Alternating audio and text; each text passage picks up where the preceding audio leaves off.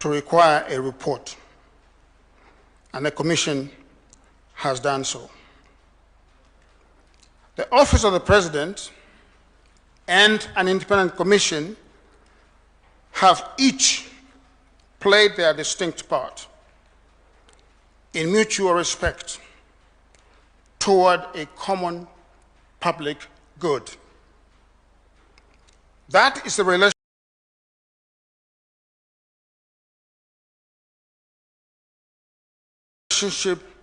the Constitution envisions between the executive and the independent commissions. Not subordination, not direction, but complementarity. This handover, therefore, is itself an act of democratic governance. It is proof that constitutional institutions, when they hold to their respective mandates, can together deliver justice to citizens. And in receiving this report, Your Excellency, you are performing your human rights obligations in the most concrete way that our Constitution envisions, turning the duty to protect into a practical pathway to redress, to reconcile, and to heal the nation. Your Excellency, on March the 6th this year, you appointed the panel of experts on compensation of victims of human rights violations, including from demonstrations and public protests, through Gazette Notice 3115, and instructed us to compensate victims of human rights violations by the reparations framework that the Commission has presented to you. Your Excellency, the panel charged with the implementation is required by its establishing instrument to discharge its mandate in a transparent, accountable, and auditable manner. The Commission's reparations guidelines, the framework developed by the Commission, which directs the panel is to undertake the compensation exercise, provide for mandatory verification of the eligibility of every single claimant. In discharge of its mandate, the panel has developed a case management system and procedures that ensure that each and every claim is verified and a determination of eligibility made before any recommendation for reparations is made. The system that we have developed, Your Excellency, stores in an easily searchable manner all the evidence relied on for each single victim, the panel's decision in relation to the medical evidence, and the medical recommendation made to it by the medical professionals working with the panel. And finally, the panel's decisions on quantum. The system also logs and records the entire payment process. Your Excellency, this system is the panel's way of ensuring the integrity of the compensation process and of guaranteeing that the process can be fully audited. Under it, independent auditors will have the ability to follow up and to verify every coin that has been spent. We have, Your Excellency, created a system for the ages, if I may say so, a system that will be in use for many years to come. Your Excellency, to date, my panel has received the names of approximately 1,100 victims from the Kenya National Commission on Human Rights and a further 1,200 from the Independent Policing Oversight Authority, with some overlap between the two lists. The panel has also received over 200 names of victims from the security agencies, the National Police Service, the Prison Service, and the National Youth Service. And in addition, we have also received over 160 names of persons whose businesses were damaged and who suffered economic loss. The panel, Your Excellency, is now subjecting all of these names to verification, assisted by its AI integrated case management system, and will be in a position, Your Excellency, to begin making payments in as short a time as a week from today. To the victims and to the families who have suffered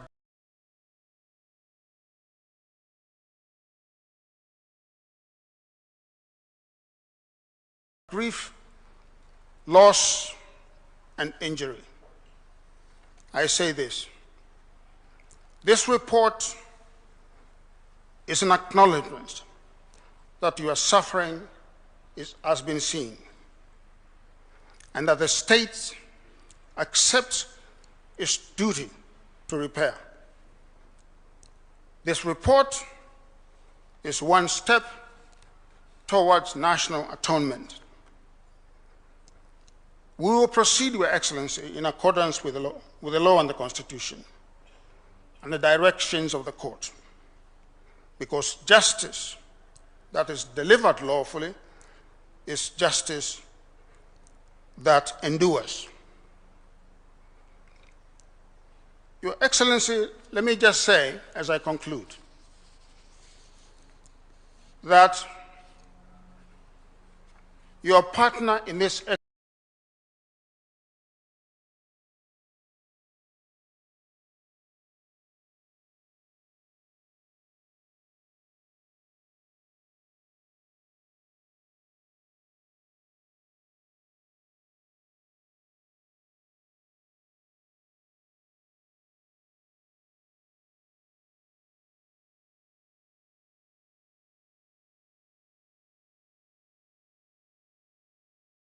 exercise, who initially you thought of this project with, the Right Honorable Raila Odinga, is not here with us today.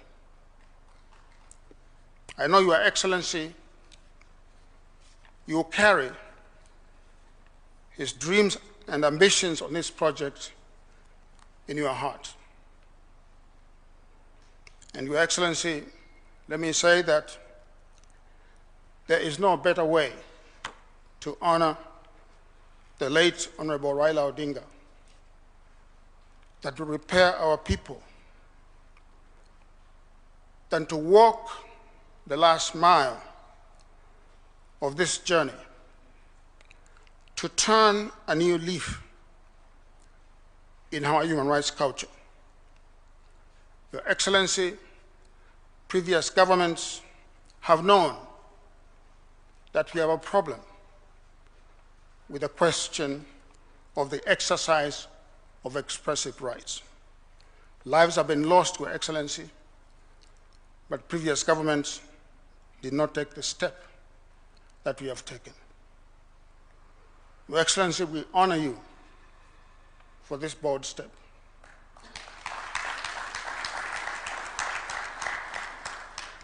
And I want to say, Your Excellency, the clarion call for this exercise must be never again. No more shall the lives of our people be lost as they exercise their democratic rights. Never again, Your Excellency. Nunca más in Spanish. Thank you so much.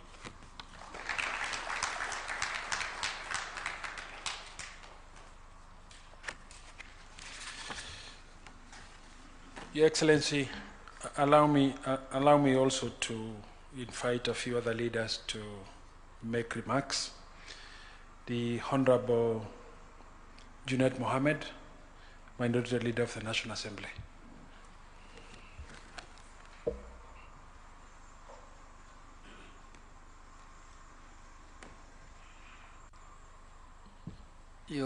Your Excellency, the President of the Republic of Kenya and Commander-in-Chief of the Kenya Defense Forces, His Excellency, the Deputy President, my leader in Parliament and my boss, the Speaker of the National Assembly, the Speaker of the Senate, my party leader, Dr. Oburu Oginga, and my friend, the Chair of the Council of Governors, Hamjambo, good morning. Your Excellency, I am very happy and proud to be here today for this event because, Your Excellency, as you are aware, in the history of this country, I don't think there is any party, political party, that has faced the brunt of human rights violations than my party, ODM. Your Excellency, I come from a party that has faced the brunt of injustice and human rights violations, and I also come from a region that has also faced the brunt of human rights violations, Your Excellency. I'm now an old man, but I've spent the lower part of my life demonstrating, Your Excellency. We have been demonstrating from when I joined the demonstration was in 2003. 2002, I was 24 years old. Then I found you on the way in 2007. Then you detoured, you left us there, still continuing demonstrating. Then we continued the demonstration in 2013. We continued in 2017. One of the incidents, Your Excellency, that I cannot forget is after the elections of 2017. I went to receive my late party leader at the airport. He was coming back from overseas trip. And Your Excellency, we were in a convoy. That time, even the speaker was part of, before he detoured also, was part of that journey. So, Your Excellency, when we left the airport, and we were doing a peaceful demonstration, as we said, and we came from the airport, we came through Mombasa Road, then we joined Likoni Road. Between Likoni Road Junction and Landis Road, Apollo Saka Road, Your Excellency, risasi ililia. We lost 17 people there on the spot, Your Excellency. There are pictures. I remember I went with my former party leader to the city mortuary one time, Your Excellency, and those photos are there. I have them in my records. And we had 40 coffins in one day, Your Excellency, sending them to where I come from, that part of the country. So, Your Excellency, I want to thank you sincerely from the bottom of my heart, because these problems have been there in the previous governments, but no one had the courage to accept that we need to address these issues of human rights violations, other than yourself, Your Excellency. I was privy and part of discussions between you and my former party leader on this issue, Your Excellency. There was the report of the NATCO that was presented to you. There was the report of the 10-point agenda. Many people never believed that those reports will be implemented. But today we are here implementing the NATCO report and implementing the 10-point agenda. When my party leader came to see you over this matter, Your Excellency, you never hesitated. I was present, I must say. You said, this is one issue that we must address as a country, and I will be on the forefront to make sure that it is implemented. And I am sure where he is today, because I know how close this matter was to his heart. I know wherever he is, Your Excellency, he is very happy. But what pains me also politically, Your Excellency, is the people who perpetuated these evil, things are today the reformists of the country. They are the defenders of human rights. That is what pains me also. You see, people who we lost Pendo in their hands are today the defenders of human rights in our country, and they want us to listen to them.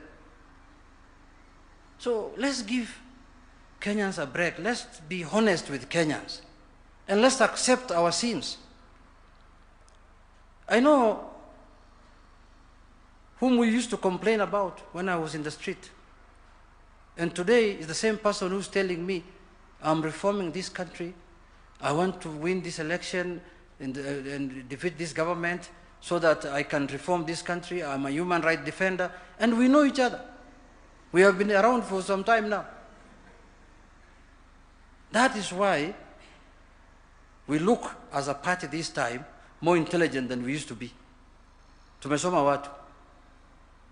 So, Your Excellency, when this matter came up and you graciously accepted that we need to implement the 10-point agenda, many people did not believe. I know even some of the people now who are shouting to my party outside there never believed that the 10-point agenda will be implemented. They thought with the death of my party leader, that will be the end of the 10-point agenda. But today we are here. And I'm happy when this issue came up from our party, Your Excellency. You know, we have donated many experts to you as a party. My party leader identified the professor from upstate New York, Harvard trained, to spearhead this matter on our behalf as a party. And you could see the English, Your Excellency, I'm speaking, and the one you spoke. Excellency. So and then also, I am very happy that the Kenya National Human Rights is led by someone, Your Excellency, whom I have been demonstrating in Migori with her mother, her brother, her sister. She was working for the United Nations, but I was demonstrating with her mother in the town. So I'm happy now she knows what her mother has gone through. And I'm happy that she's the one now implementing. I am very excited about that also. So with those few remarks, Your Excellency, I want to thank you so much. We will support as Parliament any efforts that will make the next demonstrations to be peaceful, to be within the law and within the Constitution. We will support as leaders, as party, and as Parliament, Your Excellency, because I will support demonstrations peacefully, because I don't want to lose demonstrations as ODM going forward. Even in the next 50 years, I want to still keep it. But I want it now to become more peaceful, more law orderly, and more constitutional. Thank you, Your Excellency.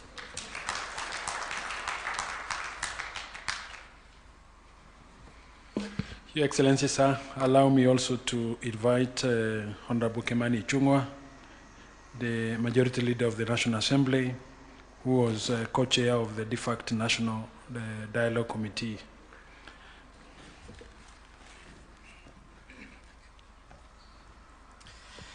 Thank you, Nonok. Your Excellency, the President, the Deputy President, the Chief Justice, the Party Leader, ODM, and observing all protocols already established. Allow me, Your Excellency, also to congratulate you and the Kenya National Human Rights Commission, led by the chairperson, Clarice Oganga, for the very splendid job that they have done in putting together this framework for the reparation of victims of our past injustices. Your Excellency, I remember way back in 2023, when yourself and the late former Prime Minister, Raila Odinga, appointed us, 10 of us, to lead in the deliberations through the National Dialogue Committee. This and the question of the cost of living was one of the most sticking points that we took a lot of time and listened to very many Kenyans on. And I recall, Your Excellency, when we finalized the report and we made our way to Capitol Hill to present the copy of the NADCO report to the former Prime Minister. He took not less than 10 minutes speaking on this issue. And having appreciated the work that we had gone through and the issues that were raised in the NADCO report, I remember the former Prime Minister telling us, those of us who were in that room, in his boardroom at Capitol Hill, that the call for reparation was not a call for compensation. And he said there is no amount of money that you can give to compensate human life or even the loss of property. And he told us that reparations go beyond monetary compensation. It's about restorative justice to the people who have suffered human rights violations, injury, loss of life, and loss of property.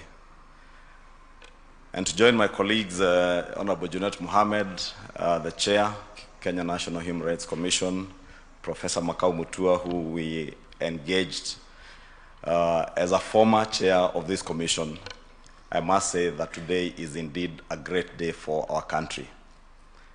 And allow me, Your Excellency, to thank you and pay glowing tribute to the former Prime Minister for his commitment and dedication to see that this day comes to fruition.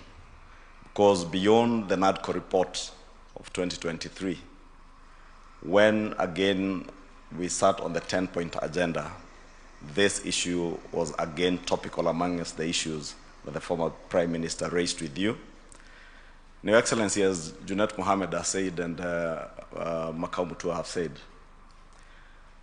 you are not the first president of this country to deal with this issue, but you are the leader and the president who has had the courage and determination to deal with the issue of reparation and restorative justice in our country effectively and with finality, Your Excellency. That courage we must commend you for. And I remember one of the people that we were with in NADCO Secretariat, at a point when we had a stalemate and we were asking, where would a country like ours with the economy that we have and had even that in even then in 2023 get the resources to compensate victims of all past injustices? And I remember when we said we will go beyond 2023 demonstrations back to 2017, we asked ourselves, how do you even identify the victims? Where do you get the resources to compensate them? But Your Excellency, as the chair of the commission has said, and as the former Prime Minister told us, this is beyond monetary compensation. It is about restorative justice and making every Kenyan feel part and parcel of our country moving forward. Allow me, Your Excellency, to conclude by congratulating you again for your courage and confidence that this can be done within our lifetime.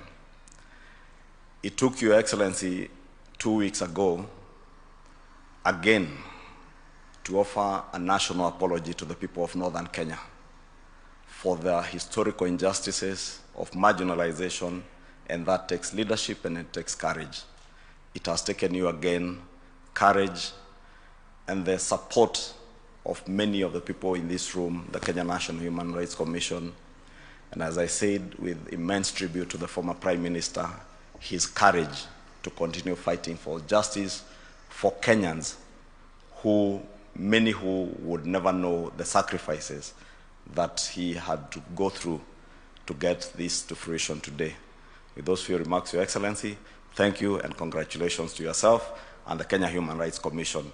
As Junet Mohamed has committed, I will also commit as the leader of the majority in the National Assembly that whatever legislative proposals the Kenya Human Rights Commission will bring forth to enact into law, we will support for the betterment of our country. I look forward to a country, as Junet Mohamed, who keeps telling me he is a product of demonstrations and protests, that he would never want to see a nation without demonstrations and protests.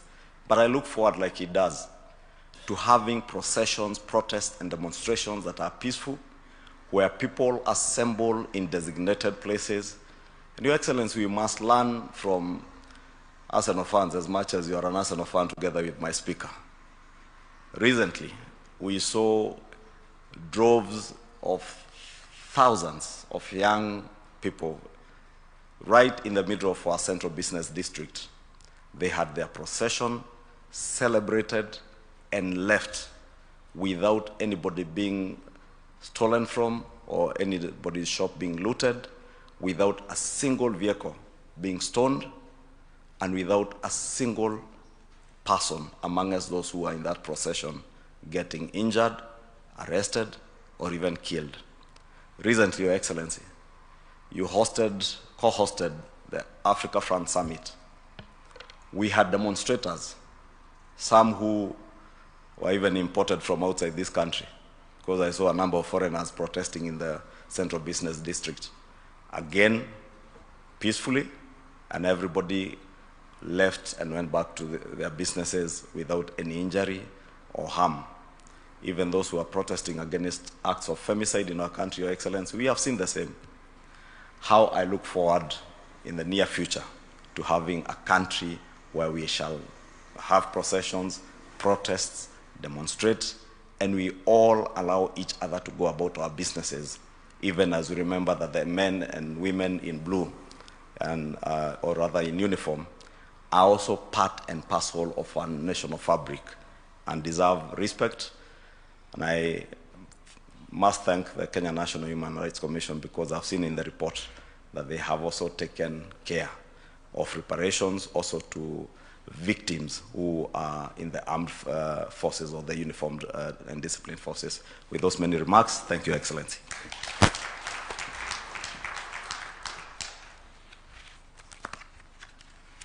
Thank you, sir.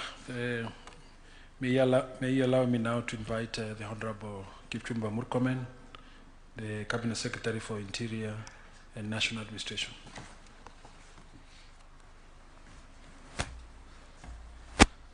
Your Excellency, the President, the Deputy President, the Speakers of both Houses, the Chief Justice, the leadership of Parliament, leadership of governors, the Chair of the Kenya National Human Rights Commission, my colleagues present, ladies and gentlemen, good morning. Your Excellency, it gives me really great pleasure to be here this morning and appreciate the work that has been done by the Commission and the panel that you established, because the Chair really captured very well the contents of the report. We have been part and parcel of the process of supporting the work that you established yourself and the former Prime Minister. Your Excellency, when you sat with the former Prime Minister and agreed on the way forward, I was also called and given marching orders from your office that it was time that the national security architecture is seen to be humane, to be compassionate, to appreciate that even when we are doing our job, sometimes there would be a few people who may go astray and cause pain to families, and these are citizens of Kenya, and we must show compassion, and we must show that this practice must stop. First, let me say, Your Excellency, that since you came to office, even before I became the cabinet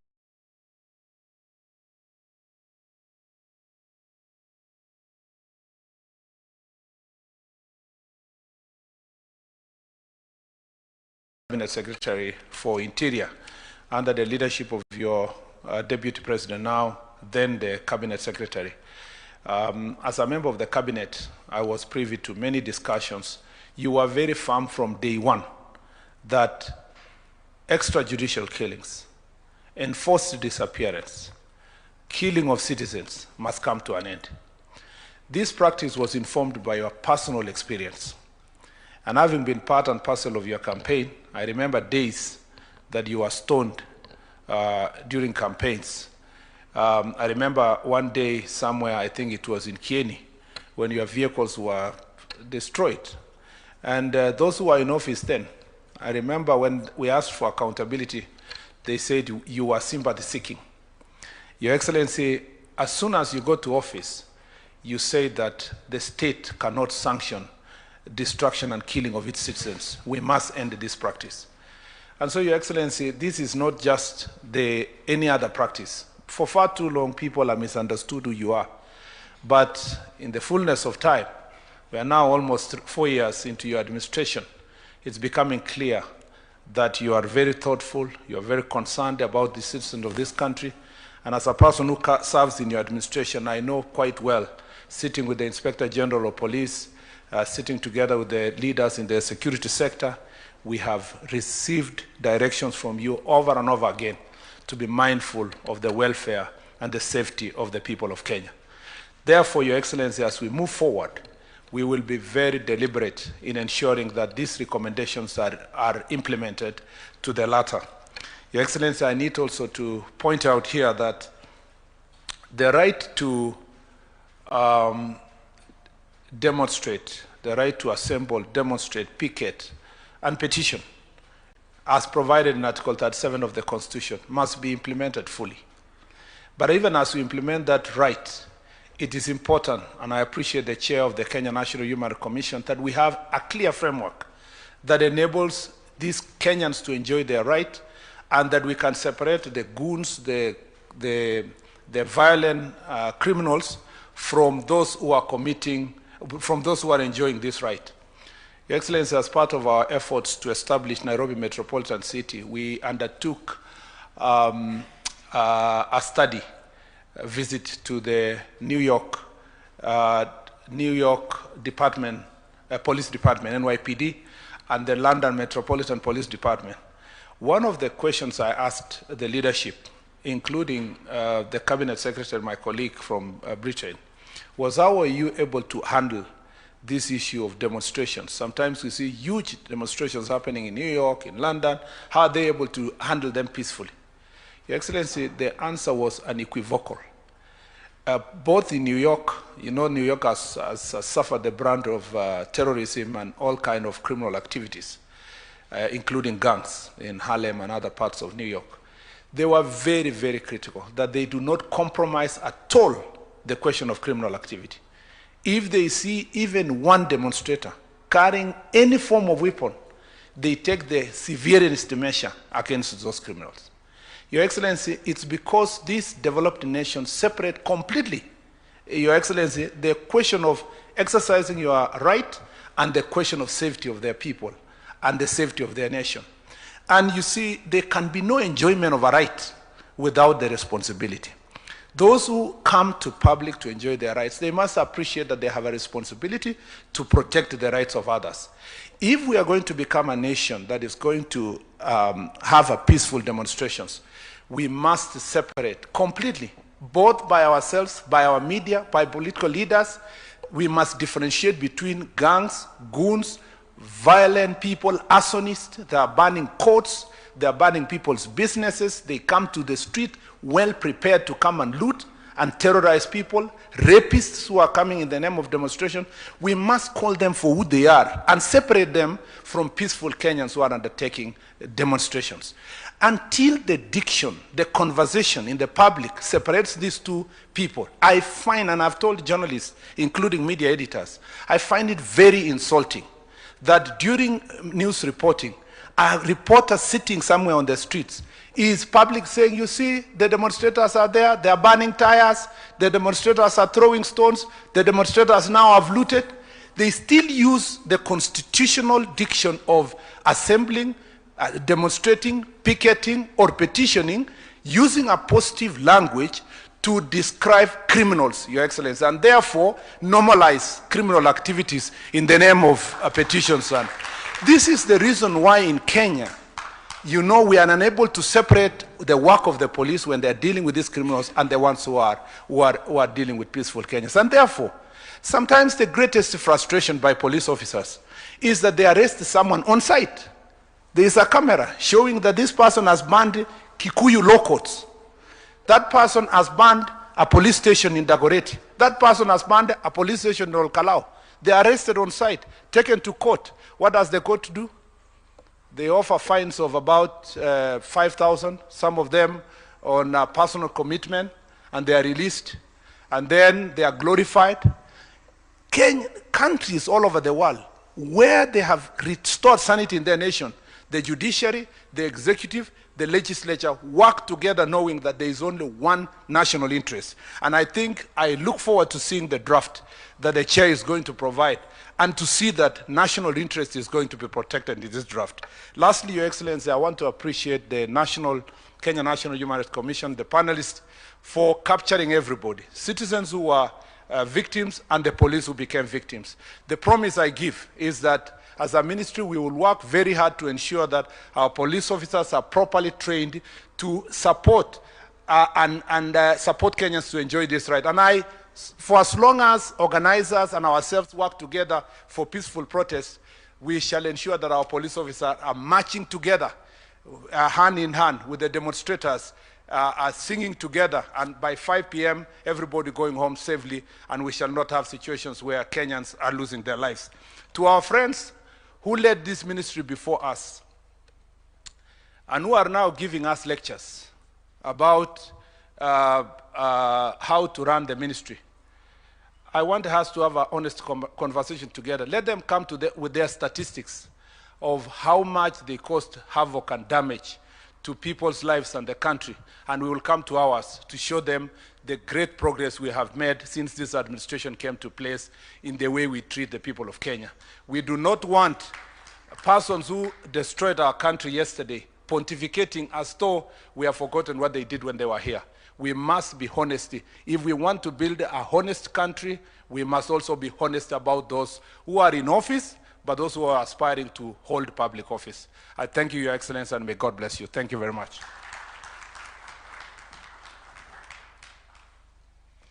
Your Excellency, sir, allow me to invite the Right Honorable Amason Kingi, the Speaker of the Senate.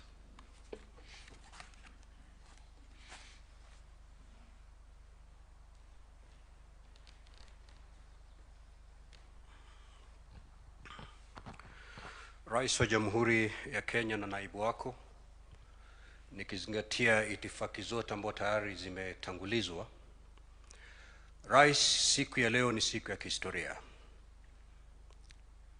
ambao kwa mara ya kwanza waathirika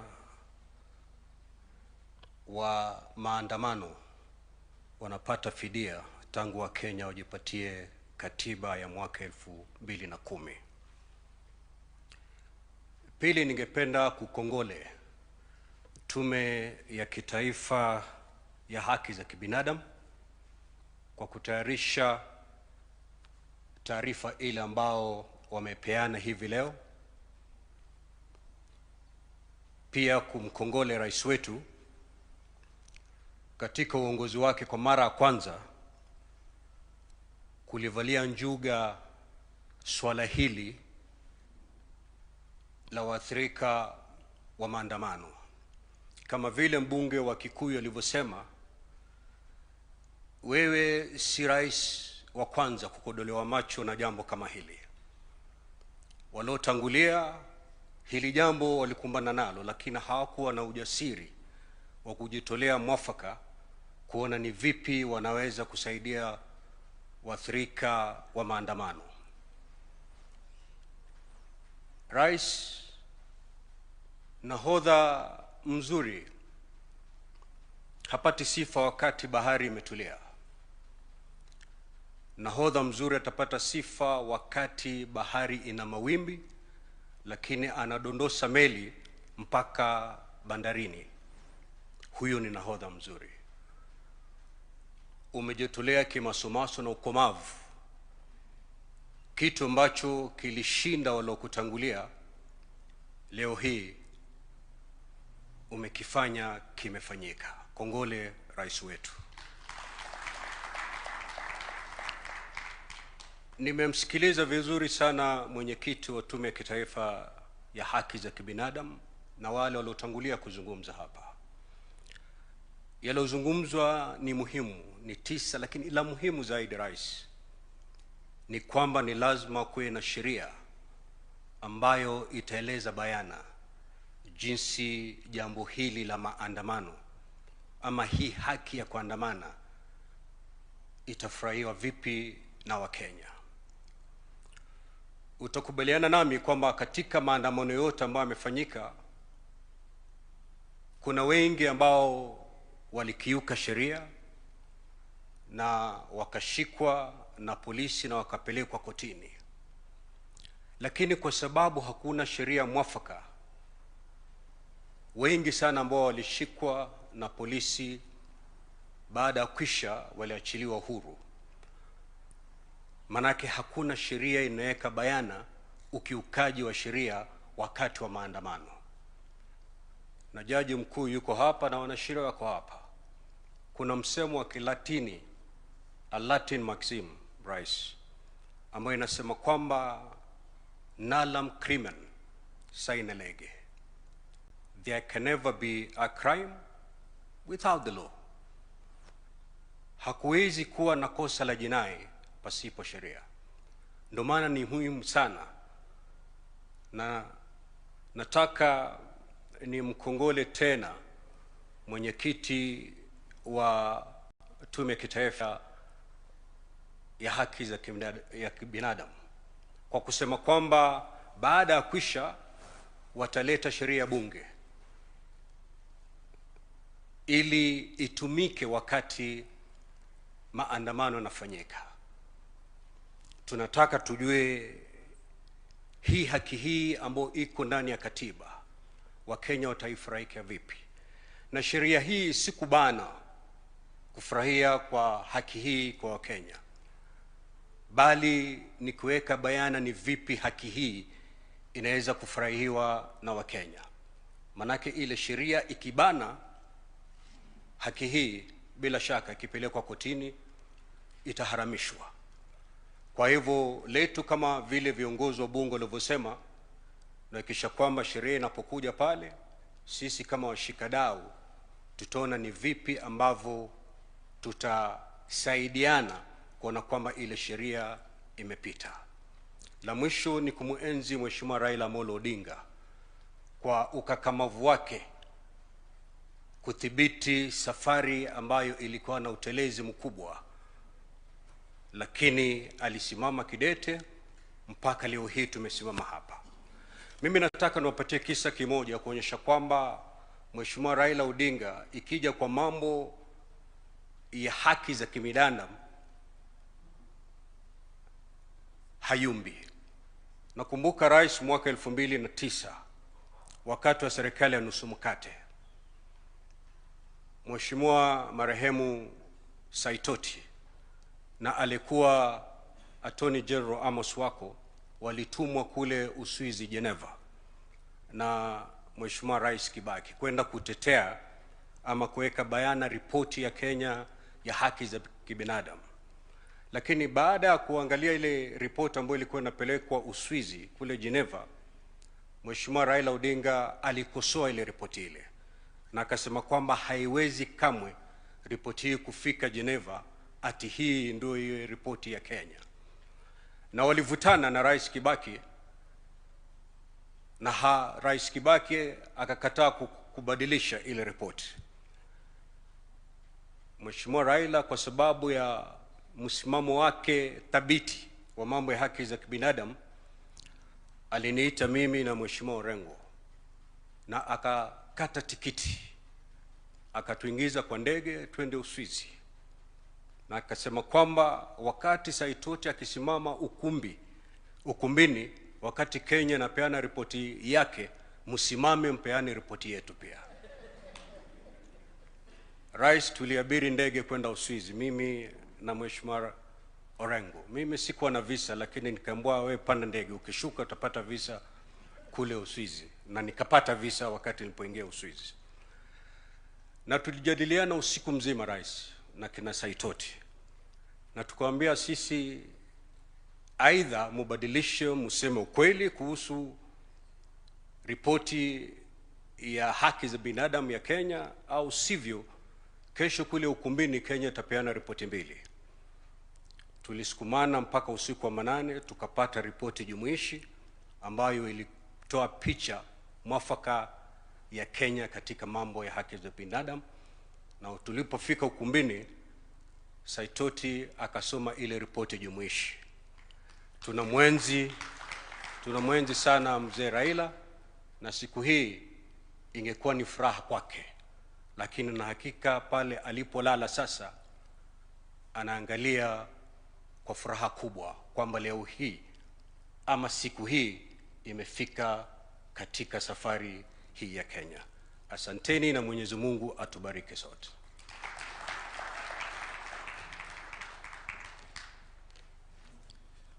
Your Excellency, sir, allow me to invite next Honorable Moses Wetangula, the Speaker of the National Assembly.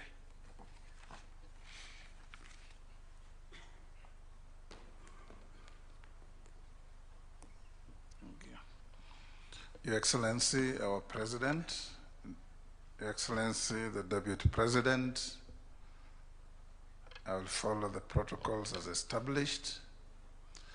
Your Excellency, today, like everybody has said, is a day like no other in the history of our country. We are here for a historic moment, and if I were in court, I would have told the judge, after listening to Clarice, that, my Lord, she has said everything, I have nothing more useful to add. Because of the clarity, detail of her presentation. My distinguished friend, Professor Makau, you complimented what Clarice said very well. Your Excellency, the Holy Book, the Bible, says the beginning of healing lies in the acknowledgement of wrongdoing. And once you acknowledge that a wrong has been done, and adequate compensation or reparations or whatever we call it is done, society heals. The Bible also tells us the magic word in human relations is the simple word, sorry, that makes people appreciate that they have been wronged, and whoever wronged them acknowledges that wrong. This country, as we have been told, has gone through some very perilous moments. But we come here today guided by your patriotic feeling, guided by our collective duty that we must heal our country. Your Excellency, at the beginning of this month, we were in Wajir, and I was really moved when I saw the governor of Wajir in the middle of his speech shedding tears. And I was very sure they were not crocodile tears. And he said he never believed that this could happen in northern Kenya in his lifetime. And it followed by your public apology to the people of northern Kenya. That apology alone in human relations is the greatest healer. That a wrong was done, and a wrong is acknowledged. Today, as we celebrate this milestone in our constitutional and legal history, I'm also one of the victims of violence at some point in my political journey. The story of Junet on how we welcomed Raila Odinga in the famous mantra of Baba while you are away. We were chased by the police, brutalized along the way, and when we reached Uhuru Park along El Selassie Avenue, a bullet went through my car. On another occasion, we went to University Way, Junet, you remember, to demonstrate against what we thought was and believed was a non-responsive IEBC. And as we were being disbursed, some excited policeman lobbed a tear gas canister into a vehicle in which Raila and I were. Raila was significantly older than me, and he had serious difficulties breathing. I thought he would lose his life. Luckily, we had some water in the car, and I administered some first aid on him for us to escape. I like what Clarice said, that at the end of the day, is not paying some money to victims. At the end of the day, is ensuring that we don't walk this dangerous journey again. And this will lie in clear legal framework. I want to encourage that as we move forward, those of you responsible for formulating draft laws, Interior, AG, and others, focus on, one, the need for education to our children right from primary on what human rights mean, how you enjoy them, your responsibility to others as you enjoy them, to have an orderly society. Two, those of us who have been in responsible positions of government, Your Excellency, if you go to New York for UN meetings, from morning to evening, there are groups of demonstrators and picketers across the avenue. There is no police attacking them. There are no objects being hurled at people. There are no obscenities being hurled at people. And they make their point, and in the evening they go away. You go to the House of Commons, across the road, you are told, come and demonstrate for 1 hour, you finish, you make your point, the others waiting to do the same. Because the act of demonstration is to make your point known, not to disrupt life. So we want to encourage that a law should be, in fact, laws, as Clarice proposed, and when they come to Parliament, we'll give them the opportunity and the time required so that everybody knows what you are expected to do in a situation of demonstrations.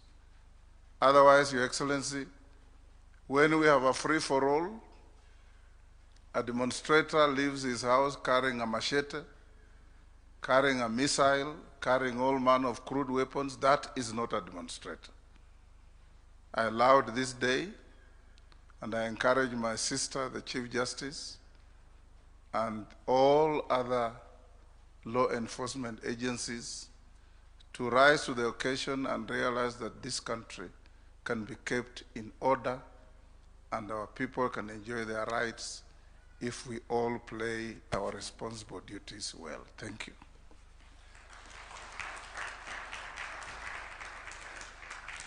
Your Excellency, permit me to invite the Honorable Ahmed Abdullahi, the Chair of the Council of Governors and the Governor of Wajir, to come and say a few brief remarks on behalf of the 47 county governments.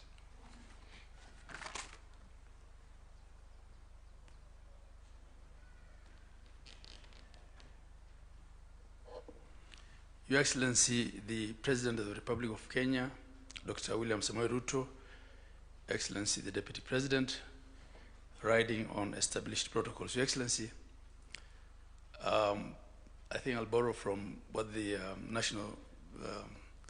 Speaker of the National Assembly just said, that there is nothing to add. Your Excellency, the report by the Kenya National Human Rights Commission was quite exhaustive in its summarization by the Chair, both in the methodology, in what they are suggesting in terms of changes to the law.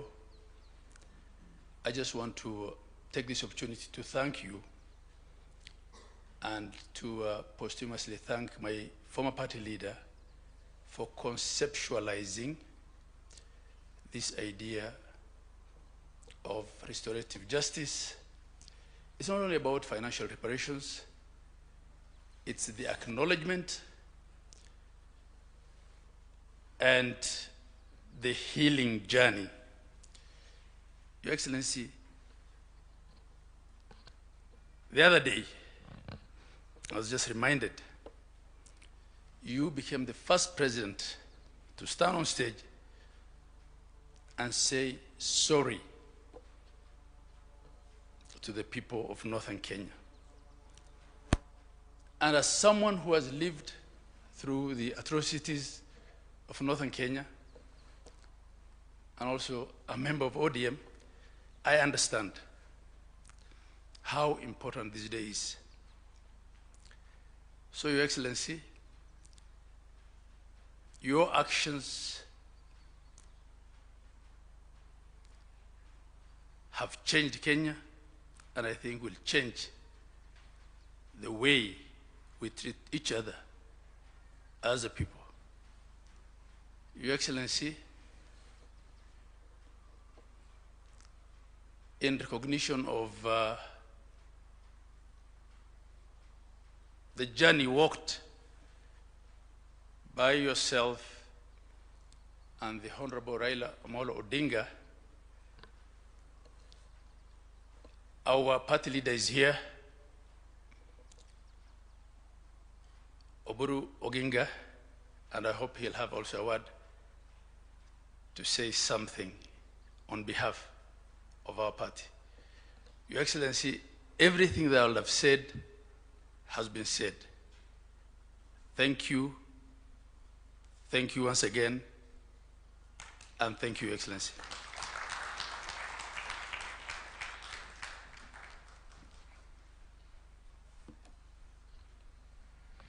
Your Excellency, sir, permit me now to call on stage Her Ladyship, the Chief Justice, Lady Justice Martha Koome.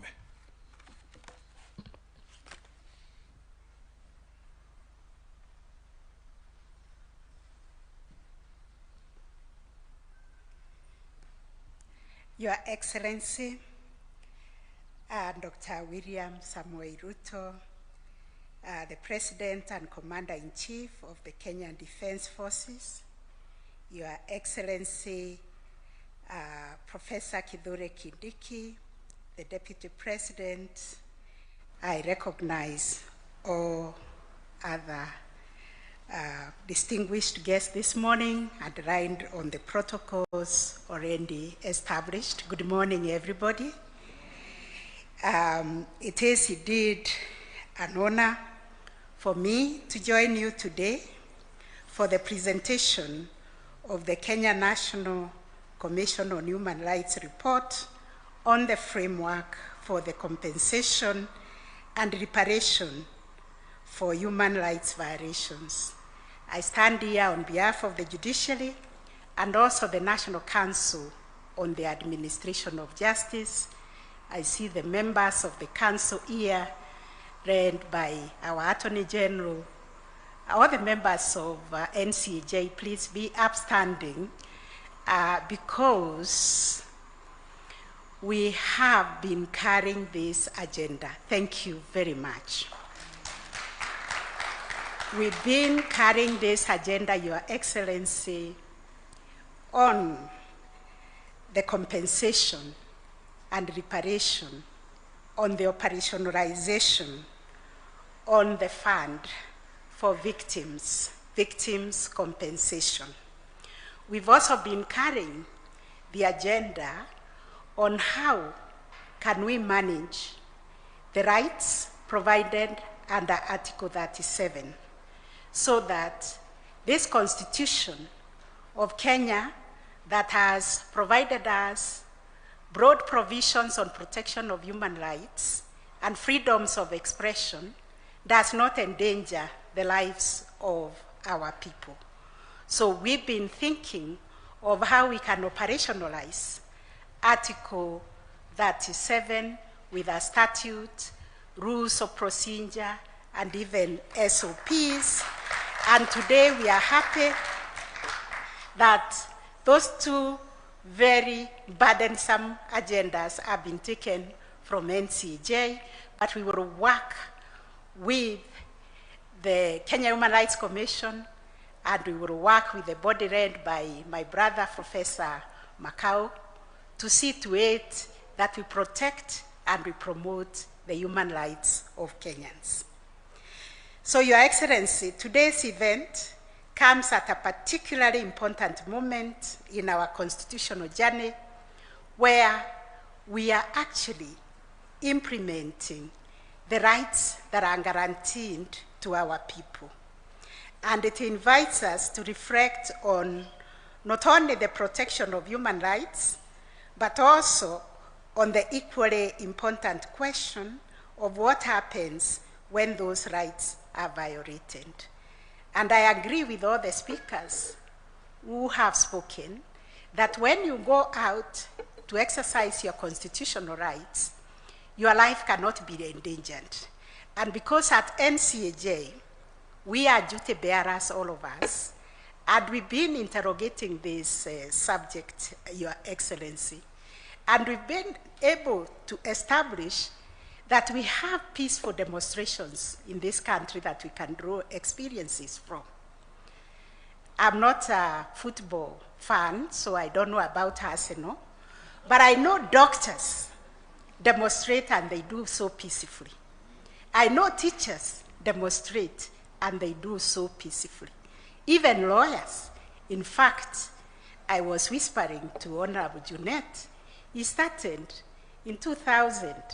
I started demonstrations in 1989 when we were demonstrating for the repeal of Section 2A of our Constitution.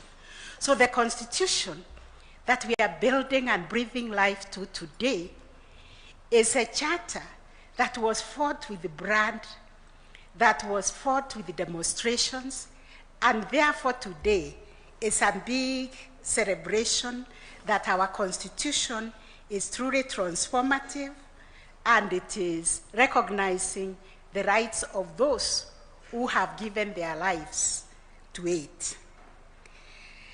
The Bill of Rights, Your Excellency, affirms that every person is entitled to the full enjoyment of fundamental rights and freedoms.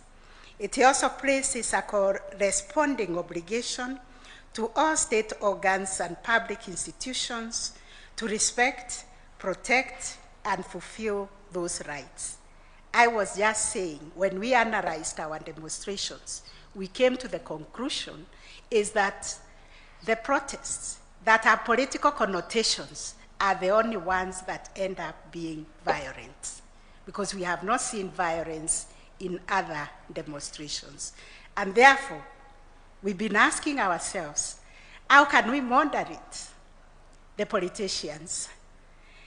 There are not many, Your Excellency. There are only 1,000, I think, the MCAs, the MPs, and everybody. But how can they make our lives unbearable when they have an issue and they cannot sort it in Parliament, they cannot sort it in the county assemblies, they bring them all over the place to disrupt the lives of other Kenyans. So I thank my sister Clarence and the entire Kenya National Human Rights Commission for coming up with a very concise report that guides us on how to create an harmonious society, whereby we seek apology when we have gone wrong, when we bring everybody at the table to see how we can walk this journey together. Because both our Constitution, the international human rights law, recognize that the right to a remedy is itself a fundamental right. Therefore, a person whose right is violated is entitled to access justice and to receive appropriate and effective redress.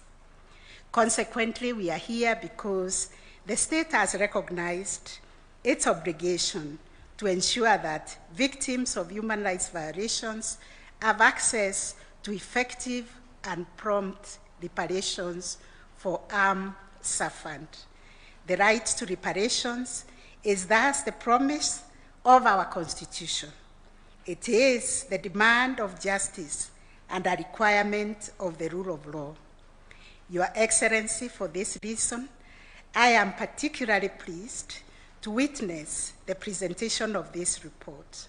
And today's event is a recognition that pursuit of justice extends to accountability and meaningful redress.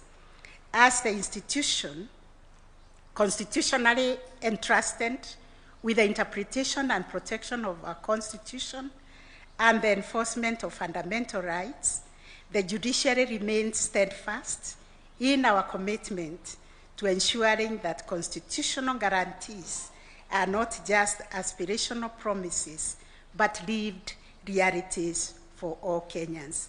Just like justice is a lived reality, so is our Constitution a lived reality.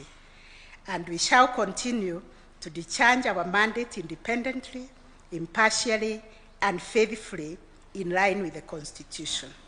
Importantly, we remain committed to contribute to the broader national effort of strengthening constitutionalism, accountability, and the rule of law.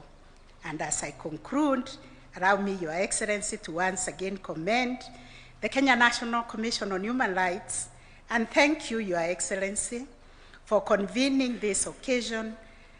May this report serve as an important step towards strengthening our collective commitment to justice, accountability, and the protection of human rights for all Kenyans. I thank you all, and God bless this great nation. Thank you.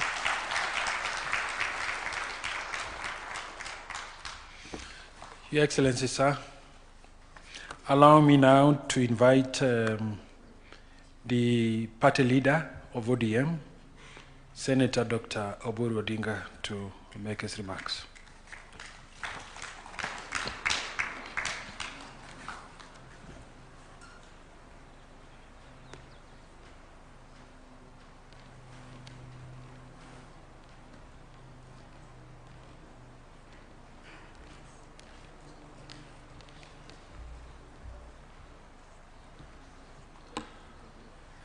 Your Excellency, the President of the Republic of Kenya, William Ruto, the Deputy President, Honorable Kithure Kindiki, and all protocols observed.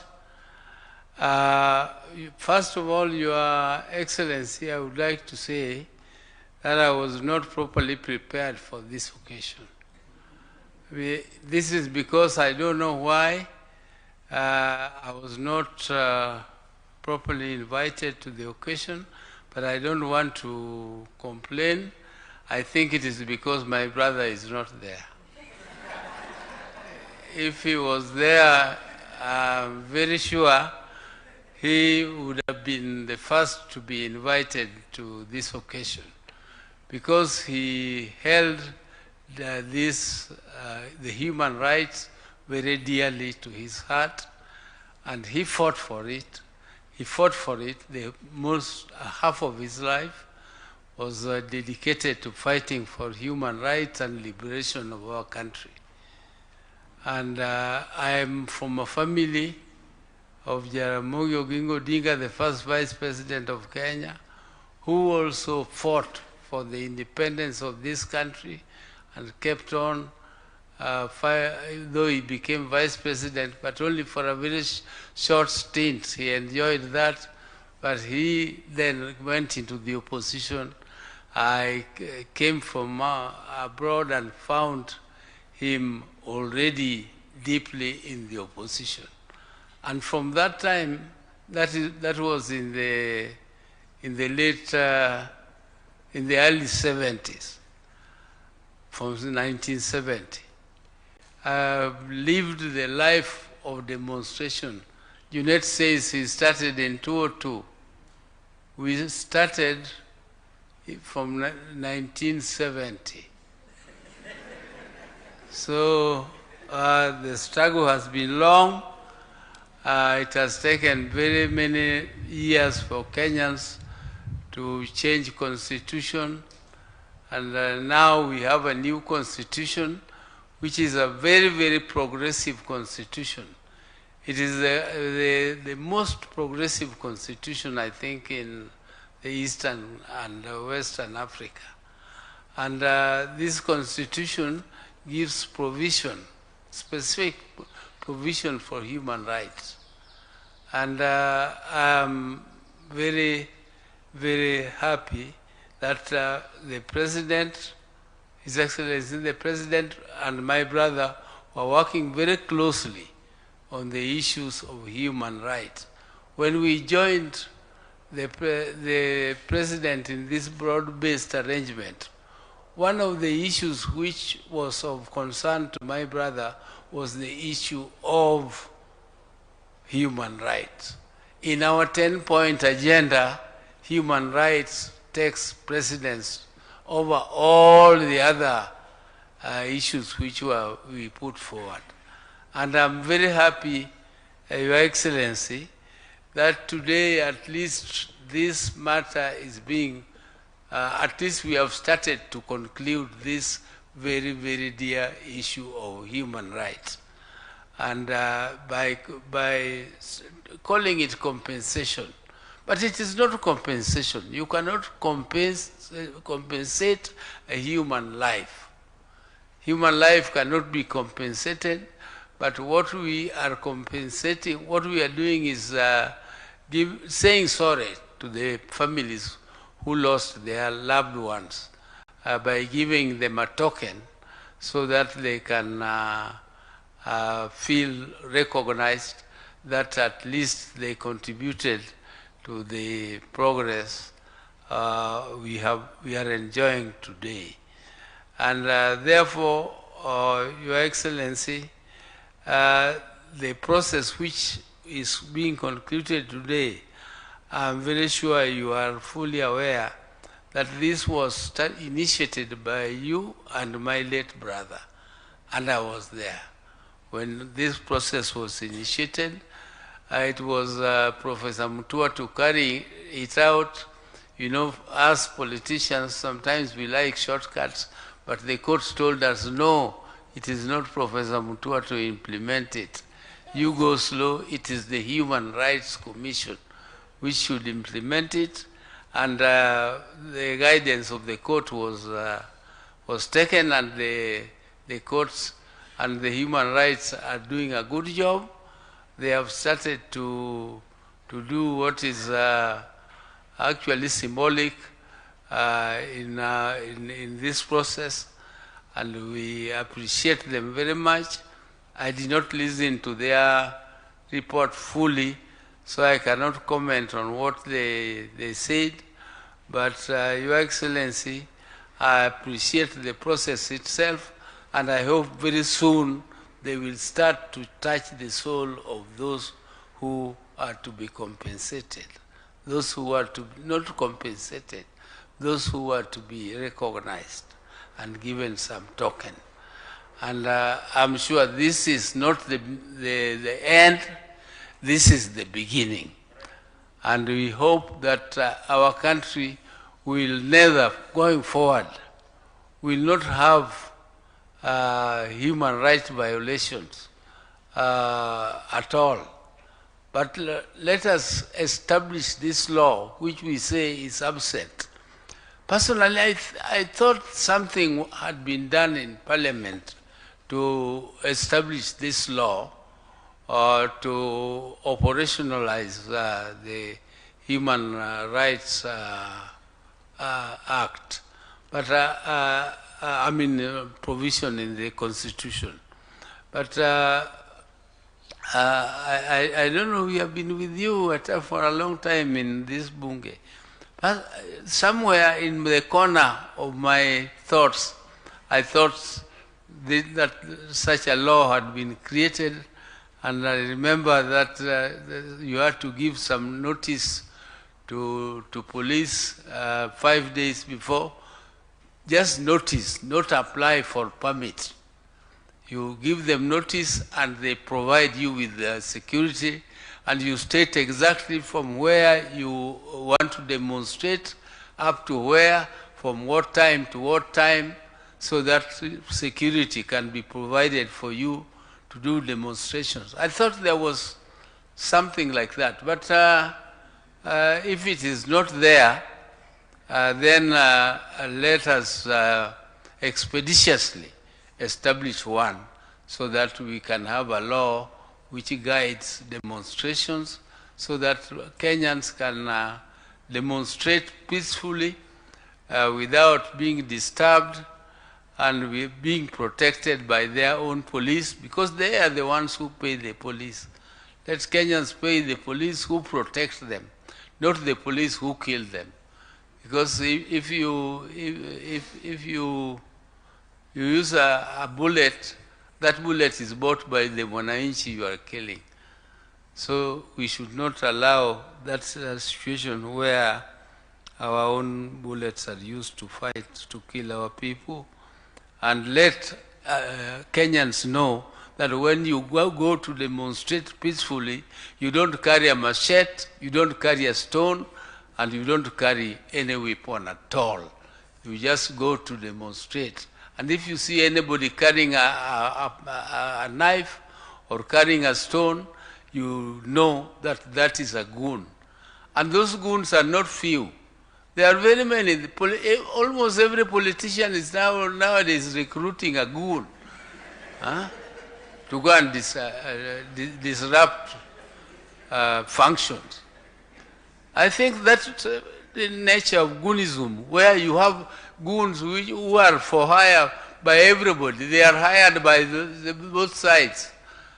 This one hires them today, tomorrow you go and hire them and you pay them and they come, and that's nature of goonism. We as leaders should take care. We must make sure that that culture is stopped completely from our country. This culture of goonism must go.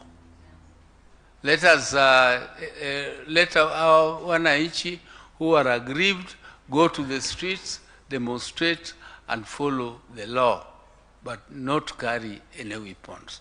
Thank you very much, Your Excellency.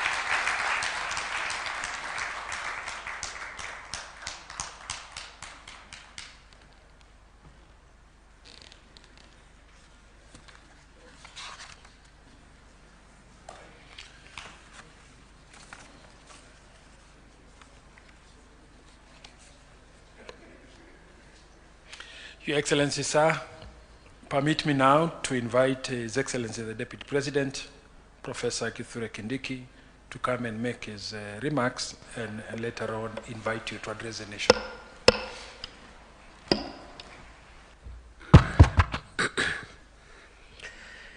Your Excellency William Ruto, President of the Republic and Commander-in-Chief of the Defense Forces, all protocols observed. Today is one of my proudest moments since I left law school nearly 30 years ago. Your Excellency, we are gathered here at your official residence as head of state to reflect on the journey we have traveled with one another as a country, as a nation.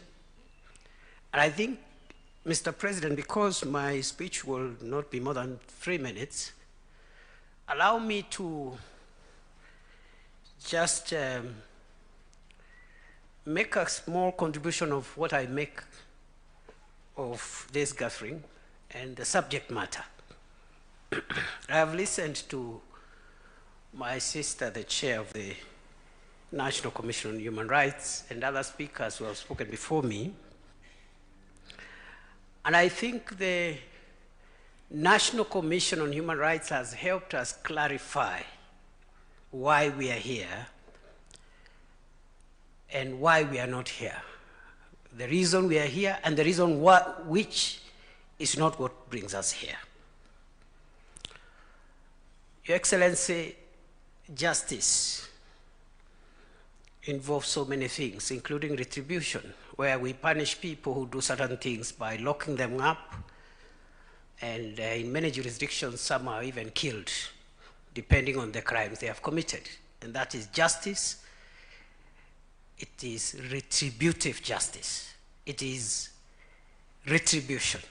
But there is also another facet of justice, which is restorative, where you restore relationships between the offender and the victim of offenses.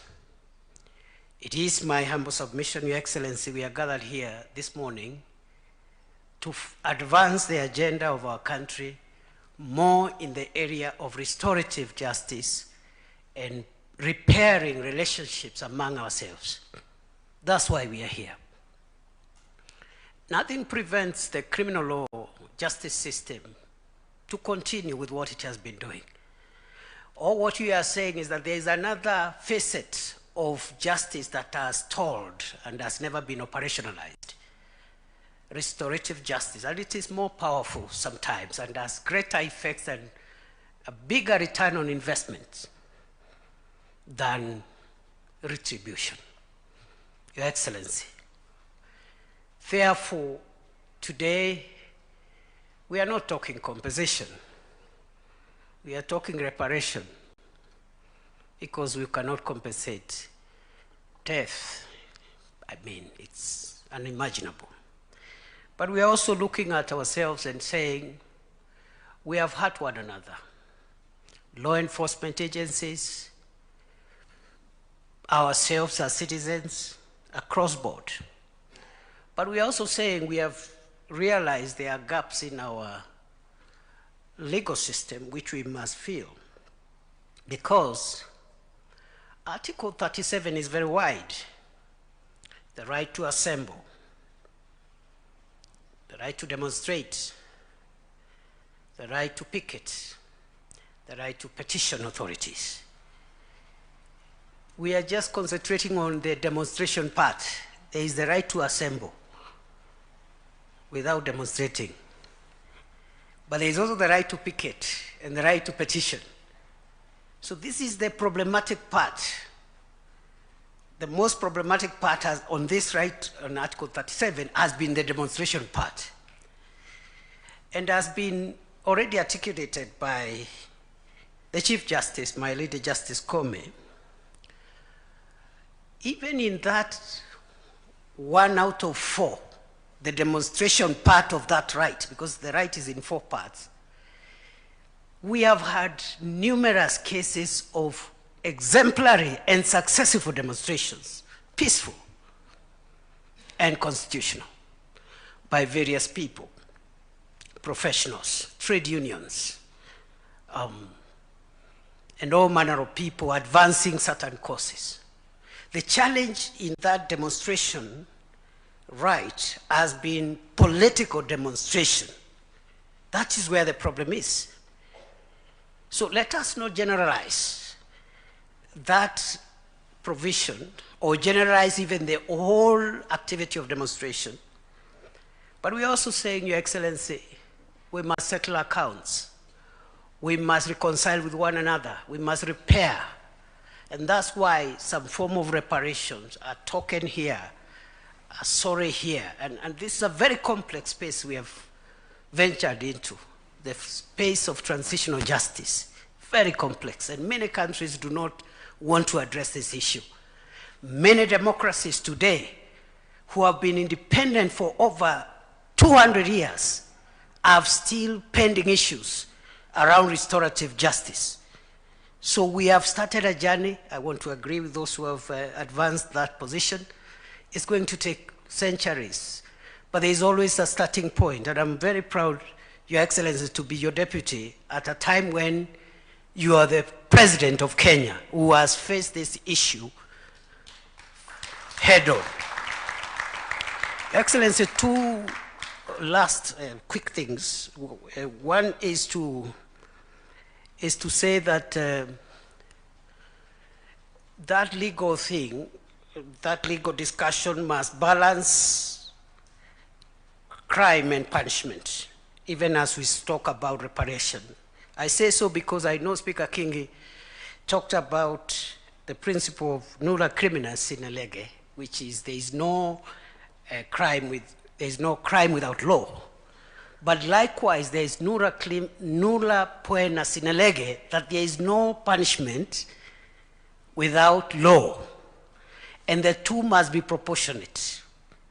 The crime, the gravity, and the gravity of punishment must be balanced if we have to resolve and get the deterrence that we require. Finally, Your Excellency the President, I look forward to a day where in this country a political leader of whatever stature, character, and opinion will organize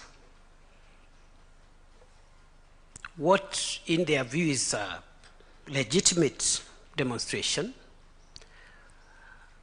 make sure that they control their supporters and hold both their supporters and the leaders, hold each other accountable for the process, and then be assisted by the police to carry out the demonstrations and say what they don't like and go home in the evening. That is the dream of this country. The millions of Kenyans who have nothing to do with politics. In fact, the Chief Justice has I know she has understated our numbers. We are not 1,000. We are 1,800 or thereabout. But the consequence is the same. 2,000 people cannot frustrate 55 million Kenyans who do not earn their living from politics, like us. And we must be called to order, and we must make sure that we don't make this country dangerous for the 55 million Kenyans that do not earn a living from politics. With those many remarks, Your Excellency, colleagues, allow me to request that we stand as we welcome the head of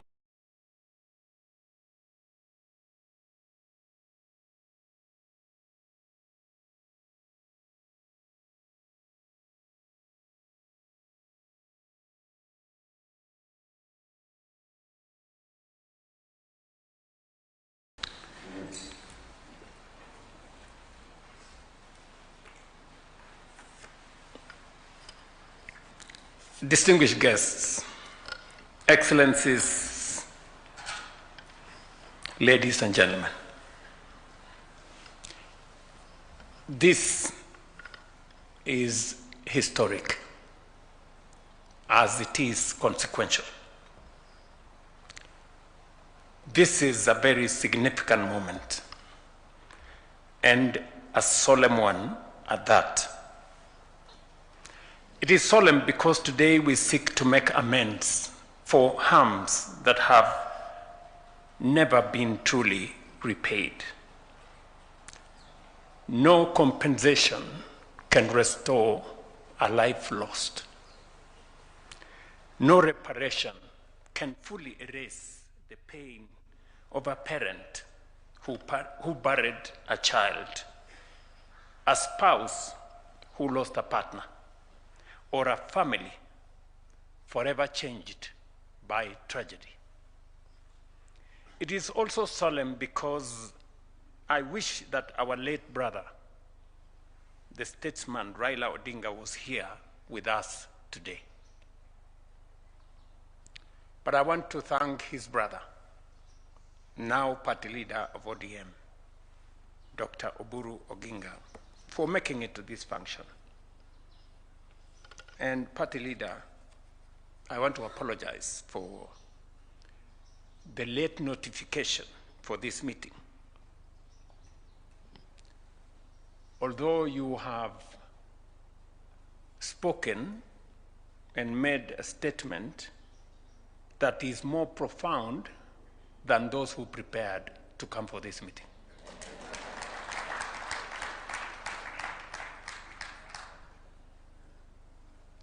This is one of the commitments we made to the Kenyan people. It was born out of a shared conviction that Kenya could not continue traveling the same painful road, generation after generation, protest after protest, tragedy after tragedy.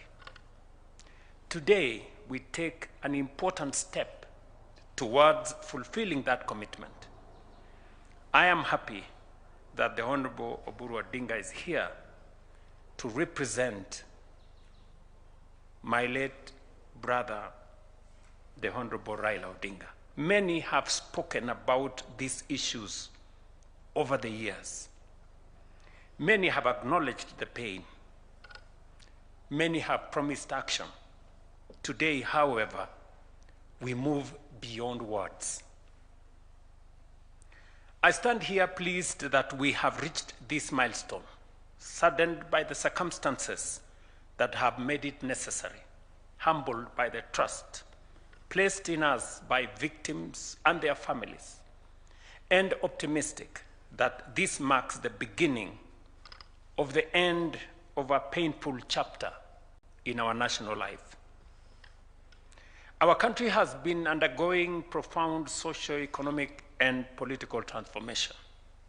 Across Kenya, citizens have consistently expressed a desire for a future that is more just, more inclusive, and more responsive to their aspirations. Never before, however, have Kenyans expressed such a deep and widespread yearning for change and renewal. That yearning is legitimate, it is democratic, and it is protected by the Constitution. The right to assemble, demonstrate, picket, and petition under Article 37 is not a favor from the state. It is a constitutional guarantee. It is one of the freedoms that define us as a democratic nation. Yet, we must also confront an uncomfortable truth. For far too long, whenever Kenyans have exercised these rights, too often the outcome has been violent, injury, loss of life, destruction of property, bitterness, and division. Families have buried loved ones. Young people have carried physical and emotional scars. Businesses have been destroyed. Police officers have been injured. Communities have been left traumatized. We must also acknowledge a difficult reality. There has been instances where the response to public demonstrations has resulted in excessive use of force, violations of rights, and loss of life.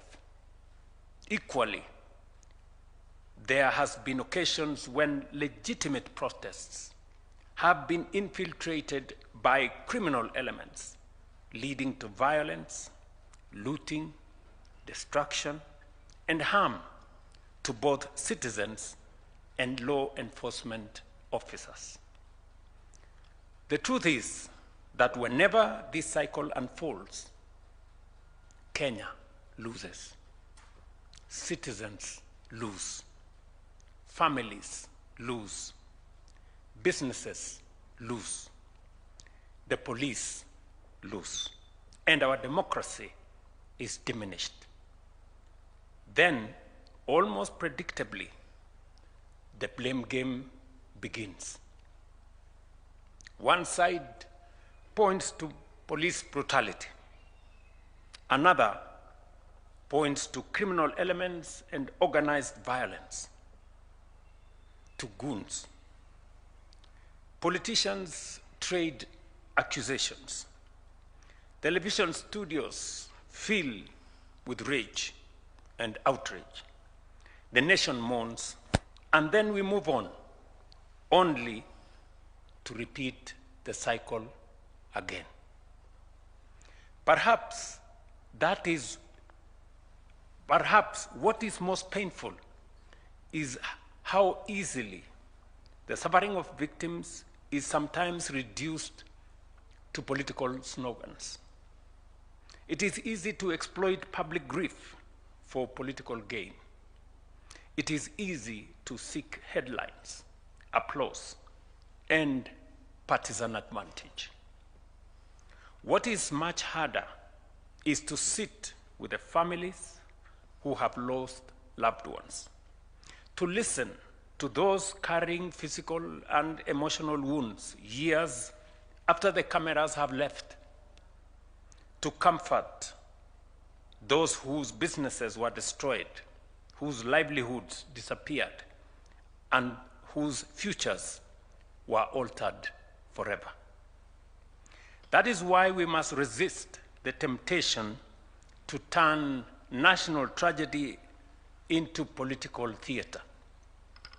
The lives of Kenyans are too precious, the wounds too deep for us to treat them as instruments of political competition.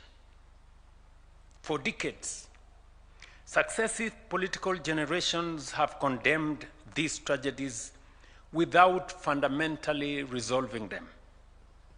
I understand why. It is not easy to confront such issues. If you act, you are criticized. If you do not act, you are criticized. You are, in many ways and in many respects, damned if you do and damned if you don't. But there comes a point when a nation must choose action over hesitation. There comes a point when the cost of doing nothing becomes greater than the cost of trying to do something.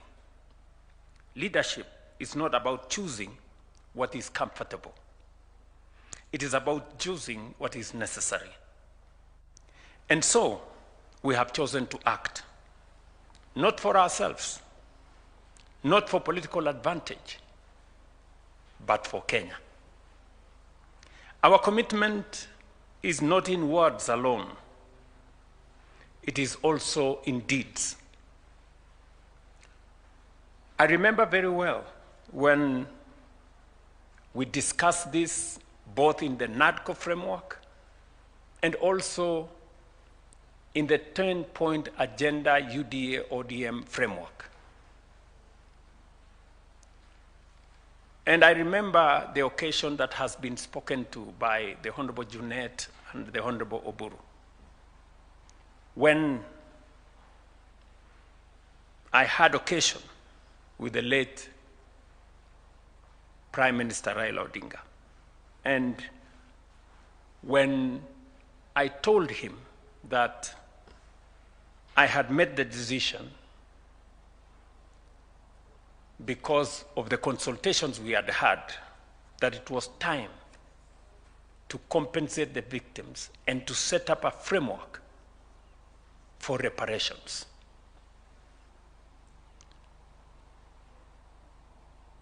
And he encouraged me and he told me, Mr. President, this is the right thing to do. And let's do it now. I remember also that subsequently, when I issued the proclamation, Professor Makau here, who rarely asks for my time, asked for an opportunity to see me. And he came and we sat down, I think somewhere in there, here, and he told me, Mr. President, I never knew that you would agree to do this. Because in many respects, it amounts to admission by you and government. And so I told him, we have buried our heads in the sand for far too long. And it's time for us as a nation, and for me as the leader of the nation, to stand up, own up, and do something about it.